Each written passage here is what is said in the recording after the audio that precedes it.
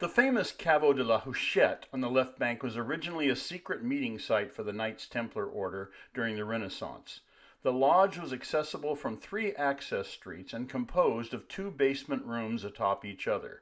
Subterranean passages branch out into the Chatelet and the cloister to Saint-Severin. During the French Revolution, the building became known as the Cave of Terror, hosting 2 of the prominent organizing clubs. The upper room was a public house where members of the Revolutionary Council informally argued the fate of incarcerated prisoners over their drinks. Many impromptu trials and sentences of execution would follow. In 1949, the Caveau would establish a more upbeat reputation as a premium subterranean jazz venue. The premier greats of American jazz have performed or been associated with the club. It has been widely portrayed in films, distinguished by its tunnels and thick brick arches.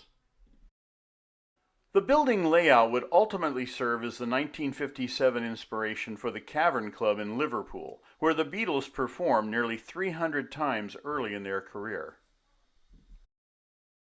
Discreetly amongst the left bank streets, the building remains an iconic part of ancient Paris history.